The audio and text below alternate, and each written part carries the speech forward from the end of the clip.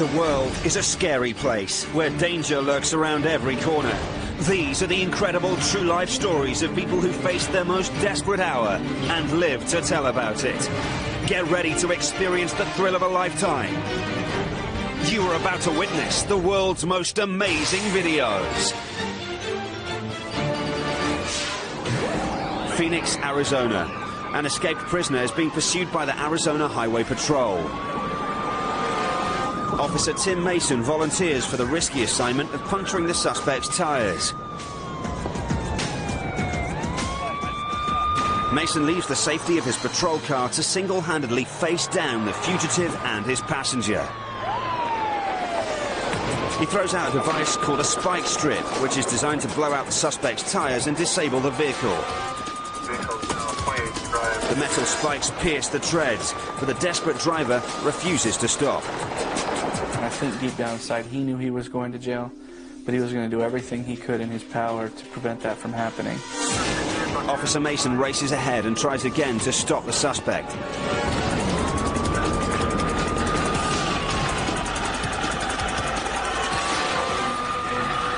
But he continues to flee. 773, all his tires are up. The officer can hardly believe what he sees next. The driver plunges a hypodermic needle into his arm. Okay, he's going to lose it right here. There he's going, he's going. There he goes. Oh. Fueled by the powerful stimulant, the convict reaches new levels of insanity. Now he's endangering even more innocent lives. The rubber on his tires has gone, and he's driving only on the rims.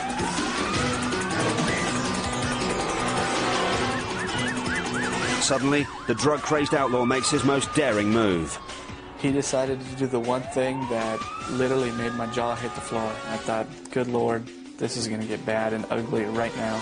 Get on the freeway the wrong way. The suspect veers away from the officers and turns onto the motorway, heading the wrong way. The truck is like a gun. It's like a loaded weapon. And if he points it in the wrong direction, a lot of innocent people are going to get hurt. The police are determined to stop the madman before he causes a head-on collision. Again, it's Officer Mason who bravely volunteers. 773, can I box him into the wall? 773, can I box him into the wall? Mason attempts a maneuver that places his own life at risk. He positions his patrol car alongside the truck, and at the right moment, he rams the pickup.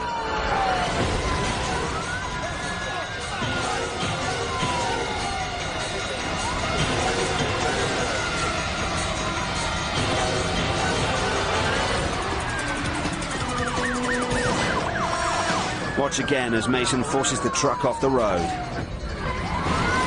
He could roll, you know, he could be killed. It could put me in a position where my vehicle rolls and I could be seriously injured or killed. Look closely as the driver, stunned by the impact, throws up his hands. But Mason keeps his foot on the floor. The truck is sent careering onto the shoulder of the road. Now there's nowhere left to run. Get your hands up! Get your hands up! Don't you move! With guns drawn, the troopers take the men into custody.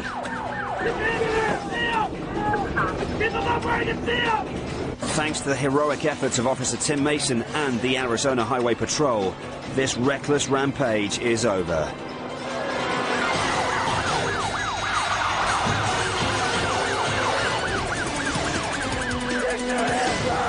Get your hands up!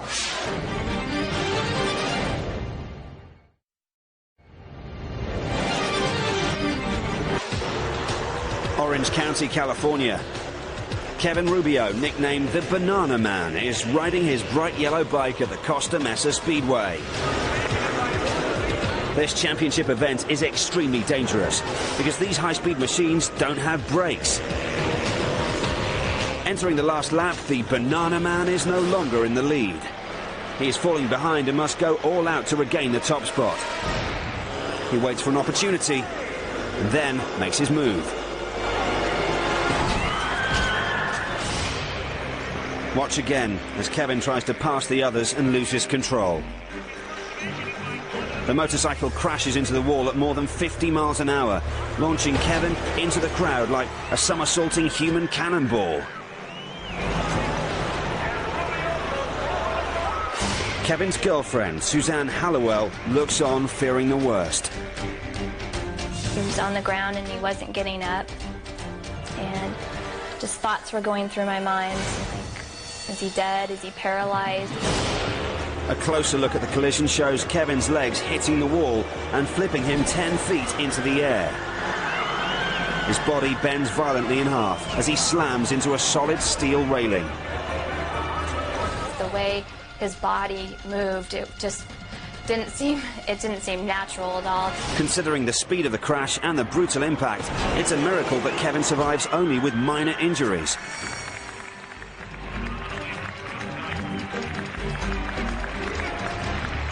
Had I hit him any other way, that could have been the end of it. If my neck had made contact on the first blow, I could have been dead or paralyzed. Remarkably, Kevin goes on to race again. The video in awe, and I'm thankful that I'm still alive. I know that God was watching out for me that night. Coming up, a ship full of dynamite explodes, threatening the lives of the people on board. Then, it's hell to pay when a good cat goes bad. And a quiet town is rocked when a fireworks factory is blasted to bits. Brisbane, Australia. Deep beneath the surface of Moreton Bay lies an artificial reef, a spectacular marine life sanctuary made from coral growing on sunken ships. But these tranquil waters are also the site of one of the most horrific maritime disasters ever caught on tape.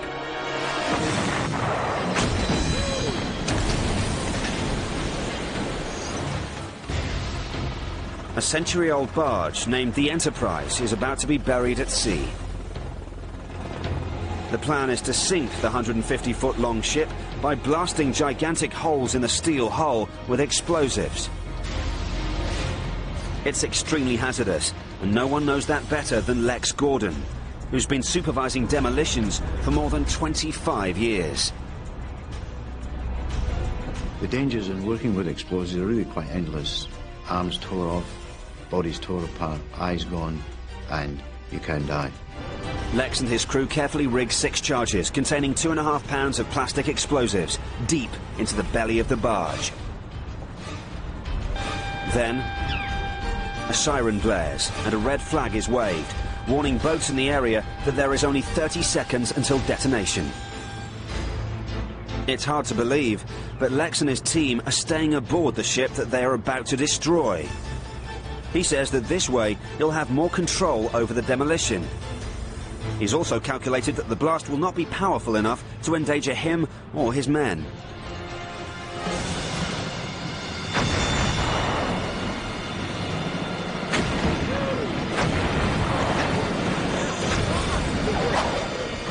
But something goes wrong. A closer look reveals that a terrible mistake has been made. The explosion is more powerful than anyone expected. Lex is blown off his feet. Take another look. Lex is blasted into the air.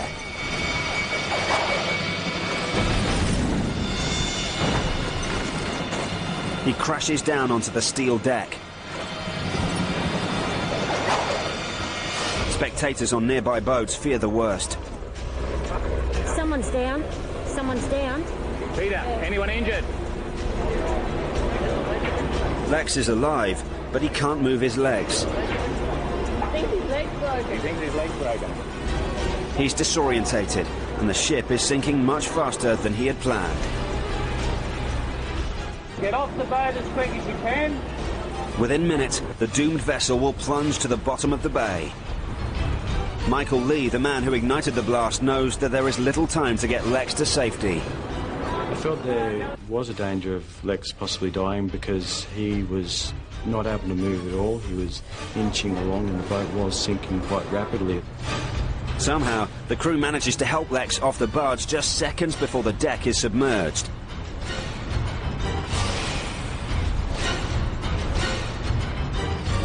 Lex is raced to hospital.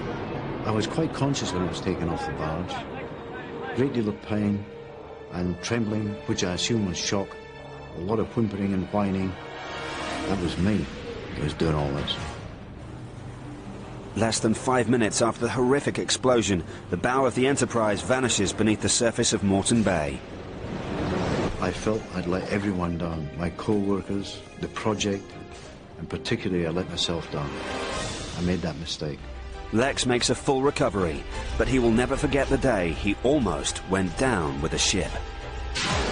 Monte Carlo, Monaco. Sports car enthusiasts from around the world take to the track in their high-powered machines at this exclusive road rally. The Ferrari company showing off a brand new $1 million F50. The race car is rigged with a video camera to record the ride as amateur drivers live the fantasy of being a world champion.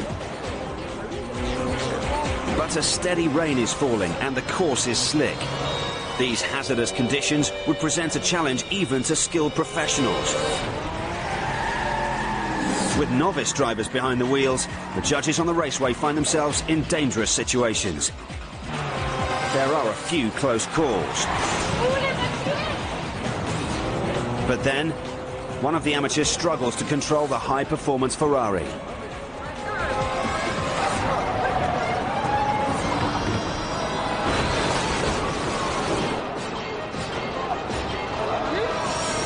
Watch again as the racer careers off course and heads straight for Judge Jocelyn Cipro. She signals the driver to turn right, but he can't steer. The brakes lock up and the car skids. The impact slams Jocelyn down the concrete embankment. Rally officials rush to the scene. One man grabs a fire extinguisher, fearing the car might burst into flames.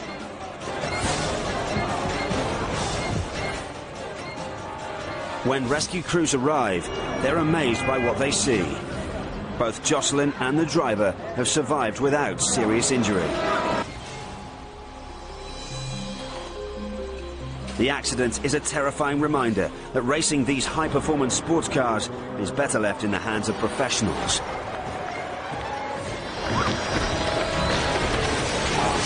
Now, an amazing video classic. Auburn, California. Placer County Animal Control Officer Carl Pritchard is appearing on a local TV show. This is Pinky. He's a male cat, domestic short hair.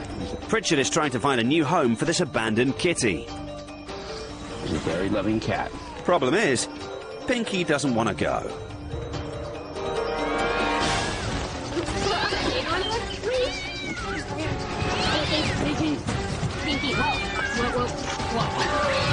We got a wildcat on our hands.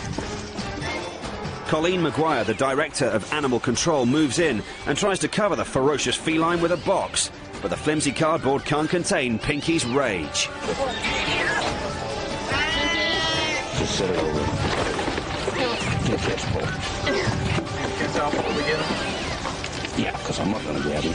As Pinky fights to break free, Pritchard struggles to keep the animal from injuring itself. But when Pinky goes into a violent spiral up the officer's leg, the cat's safety is no longer his #1 priority. Pinky sinks his claws and teeth into the officer's groin. As Pritchard tries desperately to pry him loose, the cat clamps down even harder. Of course, I let out this horrible scream. I mean, it was painful. You know, it's a tender area on anybody, male or female. I'm sorry, it is. Finally, Pritchard manages to remove the animal from his leg. He's rushed to the hospital with 2 deep puncture wounds.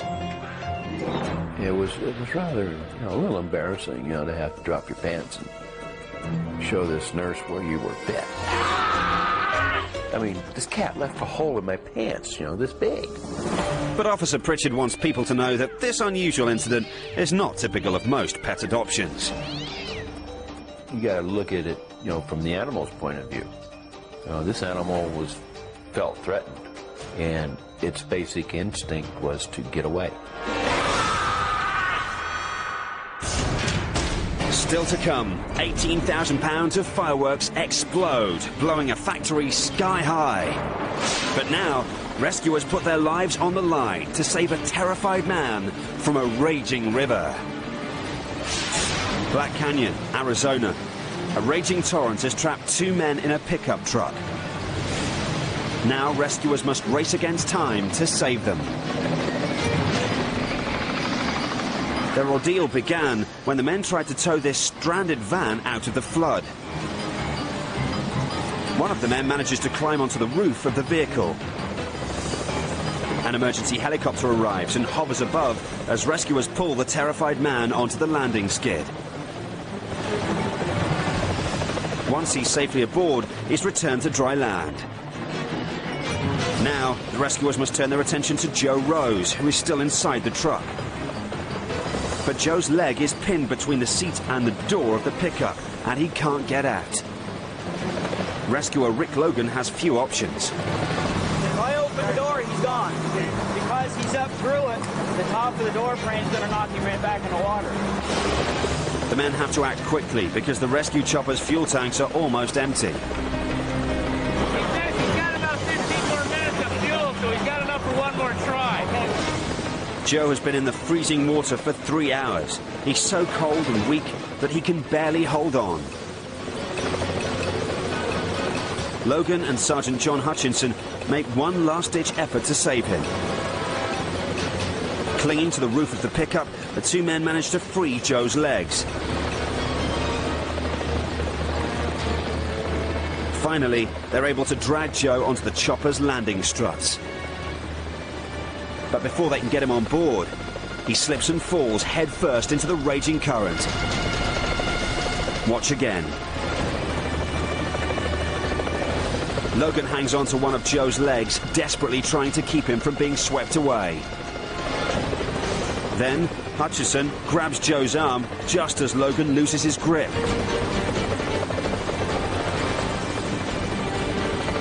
Somehow, the rescuers manage to get him back onto the roof. Suddenly, the frightened man becomes hysterical and grabs hold of Logan's legs. His grip was superhuman. It was just unreal, and that's all he wanted to do was grab everything. Hutchinson has no choice. He must force the man to let go. I had to use several strikes to the chest and the arms to break his grip so I could pull him back on the truck, on top of the truck, so he wouldn't fall off. The rescuers finally strap Joe into a harness and prepare to airlift him to shore. But he's too afraid to let go of the truck. Then, more trouble. Joe tumbles into the churning water. This time, the harness prevents him from being dragged into the violent river. When we finally picked him up, I was hoping that he wouldn't fall out of the harness, because we were over the water at that point and there was nothing else we could do. The helicopter's tanks are almost empty and Joe's life is slipping away. With no time to pull him into the chopper, the crew must drag Joe to dry land. Back on shore, he's rushed to a waiting ambulance. Miraculously, Joe survives, thanks to the men who risked their lives to save his.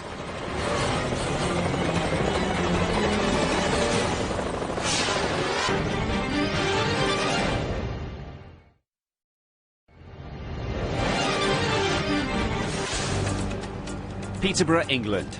Skydiving instructors give first-time jumpers the thrill of their lives.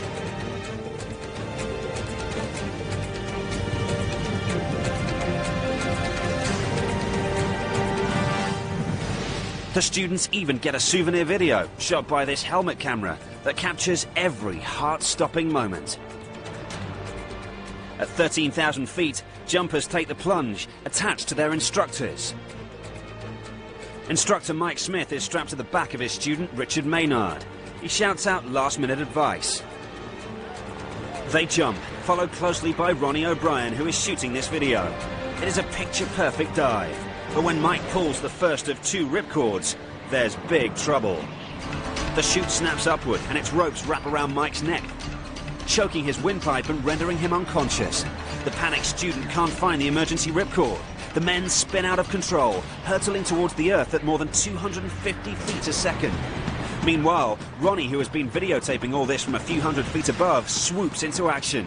Knowing that they only have moments to open the second chute, he plunges towards the fellow jumpers. Ronnie grabs for the ripcord, but he can't reach it. And I was probably about 6 seconds away from the ground. Down to his last chance, Ronnie grabs and pulls. Mercifully, the chute deploys, and the men are spared. It was only after watching the tape and seeing the rope wrapped tightly around his neck that Mike understood the full magnitude of Ronnie's heroics. If Ronnie hadn't been there, then both Richard and I would certainly have died.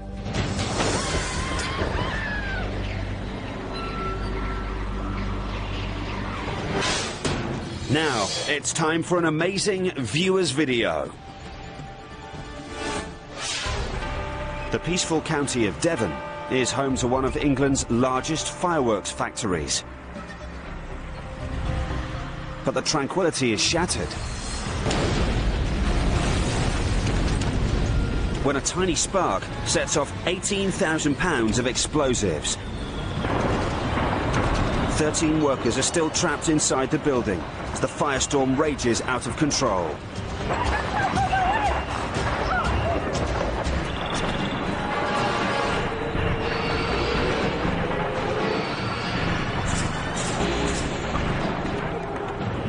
It was a bit like a caged tiger that actually you had as a pet, and suddenly you realised that when it got out of the cage and it was hungry and it was angry, that it was turning into a sort of monstrous beast. Firefighters arrive as more blasts rock the village.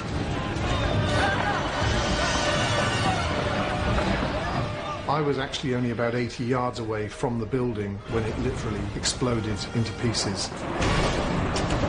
Panicked residents flee their homes and businesses. Among them is Michael Perry from a neighbouring mill. People were running for cover, people in hysterics crying, running up the road. There was debris flying over the top of our mill, landing everywhere in the road. The endless barrage launches blazing fragments of glass and debris in every direction. People 10 miles away who said that their window panes rattled. The firefighters must stay clear because there's no way to tell how much gunpowder is yet to explode.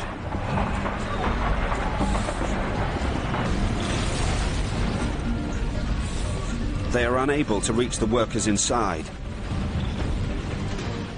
There's a girlfriend of ours that works in there. I think she's dead. After an intense battle, firefighters managed to bring the inferno under control. As rescue workers dig through the rubble, they discover that miraculously all 13 workers got out alive. When you consider the power of this blast, it really is a miracle.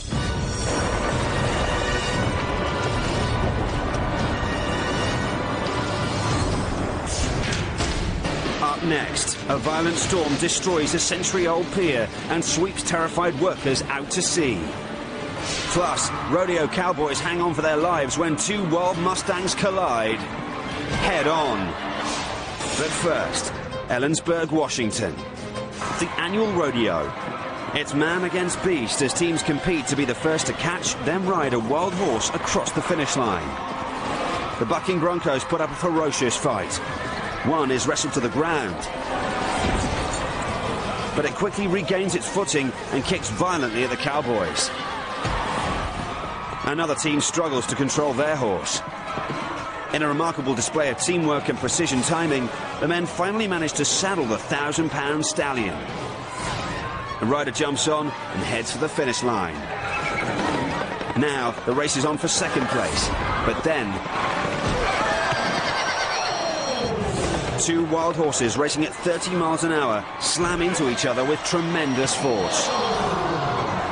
Incredibly, the riders are only stunned by the bone-crushing collision. But what about the horses? Vet Ken McRae fears that one of the animals has broken its neck. I think most people assume that he was probably killed outright, but that's not the case at all. And fate was on his side. Amazingly, both horses managed to get to their feet and survive the crash that almost cost them their lives.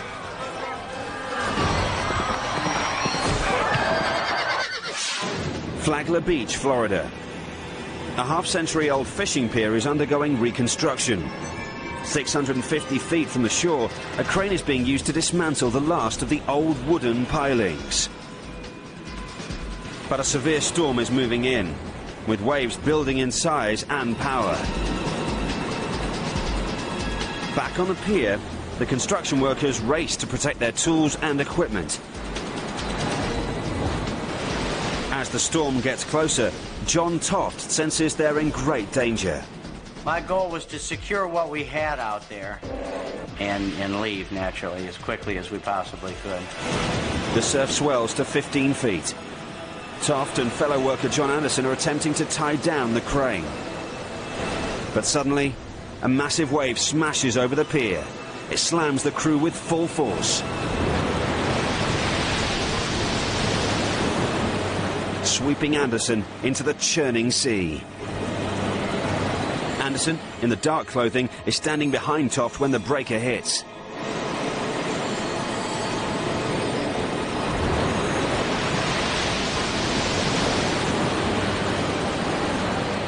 Toft runs to throw him a lifebuoy, but it's too late. Anderson is nowhere to be found. The men search for Anderson, unaware that their own lives are in danger. Count contract for personnel. Just 10 feet away, a section of the pier sways in the pounding surf. Then suddenly,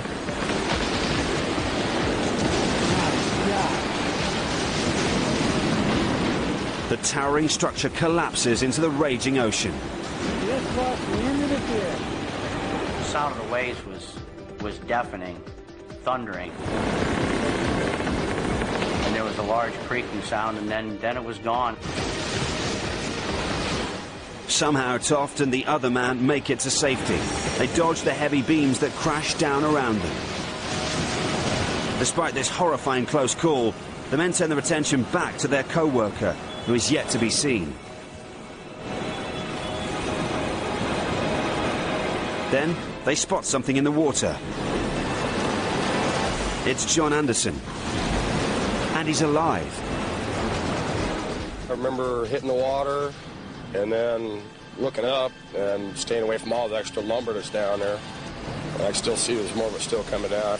Anderson struggles to stay afloat as giant sections of wood rain down from the disintegrating pier. Well, I remember being in the water and looking for something to hold on to. I had a bunch of coats and everything on. I kept going south, and I was heading south hard.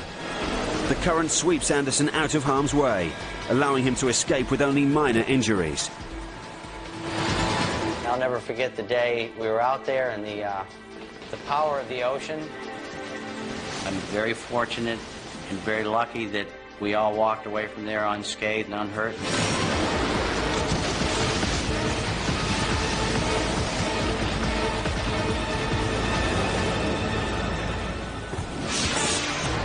Rio de Janeiro, Brazil. A championship football match is tied with just minutes left to play.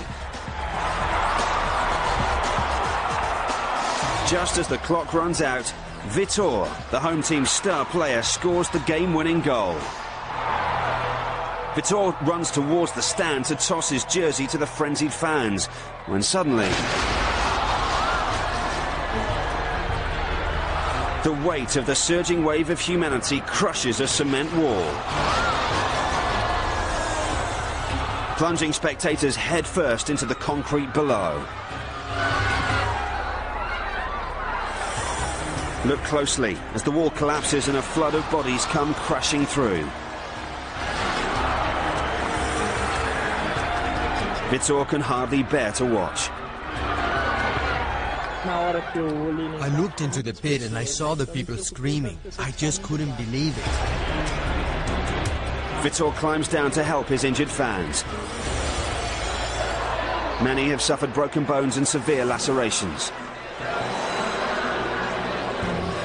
Although their moment of triumph quickly turned to tragedy, These fans were lucky to escape with their lives.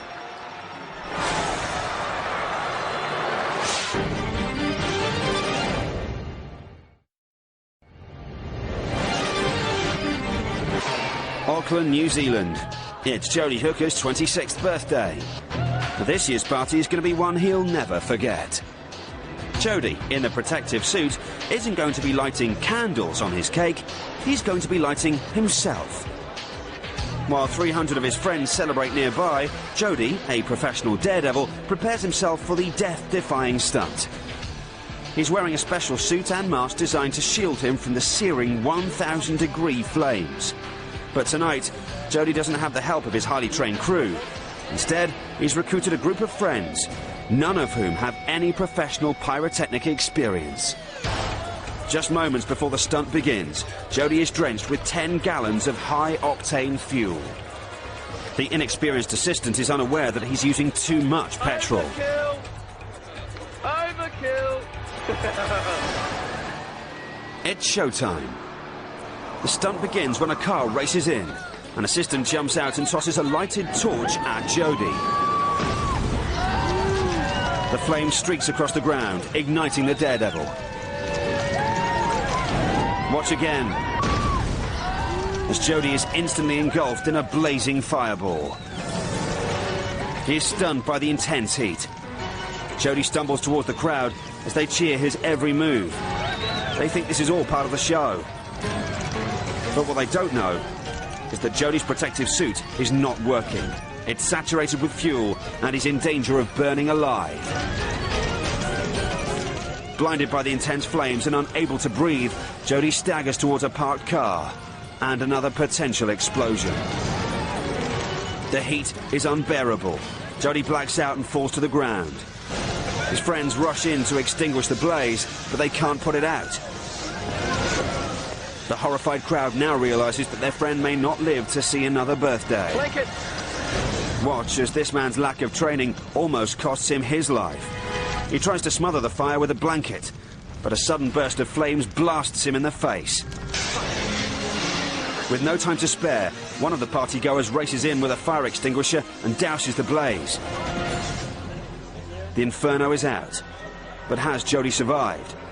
His body lies motionless. The men quickly remove Jody's mask, but he's not moving. Then, a sign of life. Jody takes a few shallow breaths. Somehow, he struggles to his feet. I was panicking. I was trying to get up, and all I wanted to do was get up and run around and get some air. Jody says using his friends and not a professional stunt crew nearly cost him his life. The blanket guys panicked. As you can see in the footage, they kept lifting the blankets and letting the fire breathe and kept igniting the fuel. On this birthday, Jody Hooker received perhaps the greatest gift of all. A second chance at life. The Spanish countryside. Panic erupts when a bull goes on a rampage. Fearing for their lives, villagers run for cover. Suddenly, the beast charges towards one frightened group. But then, it's over. Watch again. The bull sets its sights on a young boy. But just before it can strike, the creature stumbles and falls. One bystander ducks, while another is steamrolled by the tumbling bull. They slam into the ground. Then, incredibly, they both leap to their feet, unharmed. But now this temperamental tourist is acting a little more sheepish. Undoubtedly embarrassed by his bungled rampage.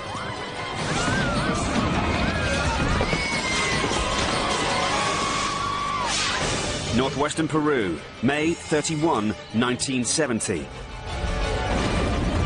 You're witnessing one of the most unusual events ever caught on camera.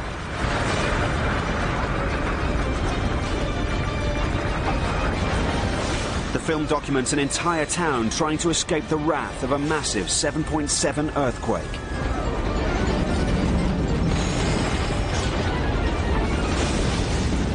Panicked residents run for their lives to avoid being crushed by falling debris.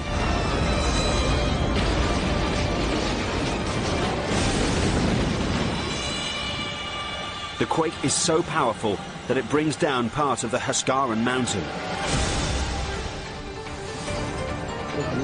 We were afraid that the mountain would fall on us. Then I look up to see part of it breaking apart and coming down.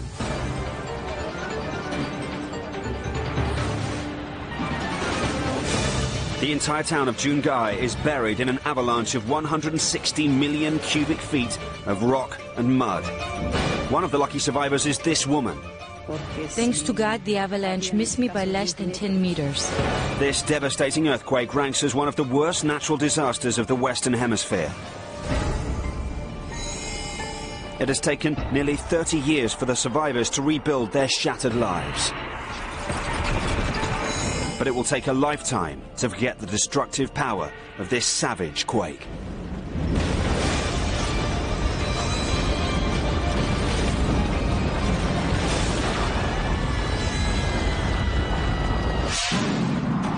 China Lake, California. Air Force fighter jets take to the sky in a training mission. Suddenly, the pilot of an F-18 fires a missile. The heat-seeking rocket soars across the sky and strikes the tail wing of an F-4 Phantom. The disabled aircraft begins to spiral out of control, plunging thousands of feet. Then, without warning, the jet's fuel tanks explode in a horrific blast. The streaking comet of flaming wreckage breaks apart and plummets towards the ground. It slams into the desert floor and erupts in a hellish ball of fire. It's hard to imagine anyone surviving this terrifying disaster. Luckily, no one had to. That's because the F-4 Phantom used in this training exercise was unmanned. But the precision shot that brought it down is an explosive example of the destructive power of this weapon of defense.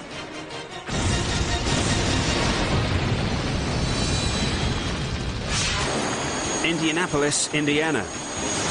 George Elliott is at the starting line in a race car powered by a jet engine. He throttles up and he's off, rocketing down the asphalt at 260 miles an hour. He pulls the chute, but there's big trouble.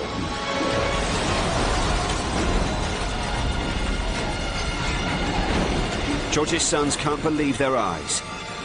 I saw him go halfway down the track and then a big plume of smoke, and I heard somebody in the audience say, "Oh my God, there's been an accident." George hits record speed, but he pulls the chute too soon, launching the jet car skyward. Going 260 miles an hour, it acted like an airplane. It lifted the front end, and the body acted like a wing, and it took off into the air.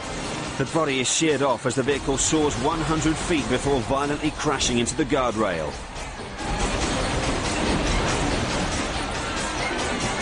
George is pinned beneath the mangled wreckage as the jet car screeches to a stop. Emergency personnel rush to the scene and flip the vehicle over. They remove George's helmet and try to pull him from the twisted chassis. Miraculously, he's alive. The hardest part for me in the whole incident was the fact that two of my sons were at the track with me. I was really fearing for what they were thinking. Basically, walking away from it is a real miracle. Life is one thing that you just can't take for granted. George is lucky to have survived the devastating accident.